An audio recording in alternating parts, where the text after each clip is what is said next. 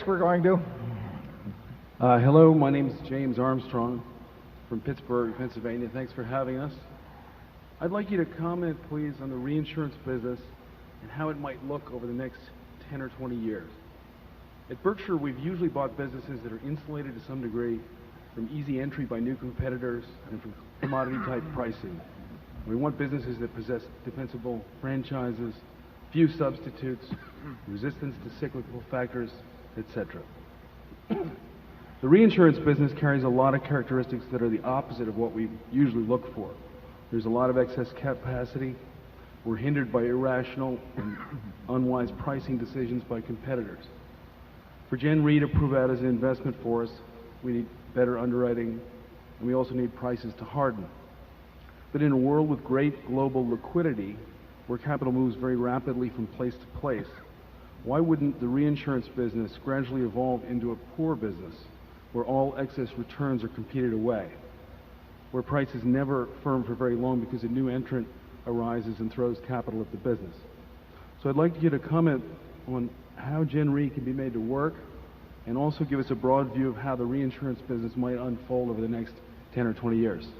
Thanks. Okay, you've made some good points, and we have been actually in the reinsurance business at Berkshire Hathaway for 30 years, so it's a business obviously that we've paid a lot of attention to, and we've gotten some scars from at times, but overall we've done extremely well. And the reason we've done extremely well is because we've had an absolutely sensational manager in Ajit Jain, who I wrote about, running that business.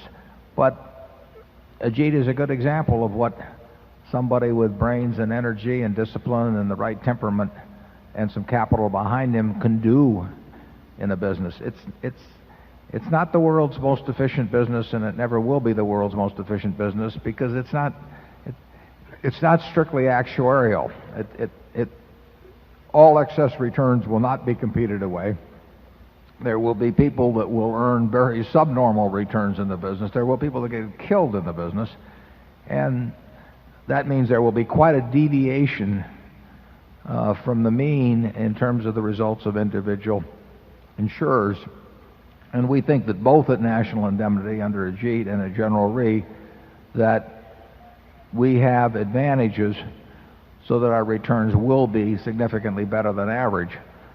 But both of our businesses are subject to getting killed in any single year, will get killed in specific years, but also, in our view, will do better than average and more than satisfactory in terms of Berkshire Hathaway's results. I can't prove that to you now. I can show you what's happened over the past years. I don't think the situation in reinsurance is way different than some years back. There are always dumb competitors. There's always a lot of capital in the business. In the 1985, 1986 period, people felt very poor. But it wasn't really a lack of financial capital. It was psychological capital that disappeared. People were just plain scared. And that was the best of times to be writing business, obviously. We like prices are somewhat better now, but there are always people that misevaluate risk. And when they misevaluate risk, it's our job to let them have the business. That's easier to do with Ajit's business at National Indemnity than it is with General Re, because General Re has long-term relationships with many accounts, and the question of what you do when your competitor offers a price that's a little too low. Doing business with for 50 years is a very tough decision to make, and so sometimes they probably do some business that might be labeled as necessarily evil. And Charlie always says that he doesn't mind an occasional transaction like that as long as you underline evil and not necessary. The nature of people in the business usually, particularly the frontline guy who is calling on the account, is to underline necessary, and as owners our tendency is to underline evil. Gen Re has done a terrific job over the years of balancing the necessity of continuing relationships along with the discipline of making sure they get paid enough. That was not done perfectly last year, and the conditions were very difficult for doing it perfectly, I might add, too.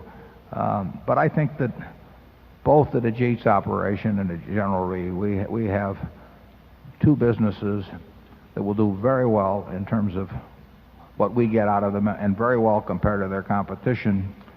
But occasionally we'll have a very bad year. I mean, we could have something happen tomorrow, a Tokyo earthquake, or I can name a bunch of them that would result in a very bad year, and that's what we're getting paid for. And if we price with discipline, our 20-year results can't be bad, no matter what any one year produces. And if we don't price with discipline, we'll get killed over it.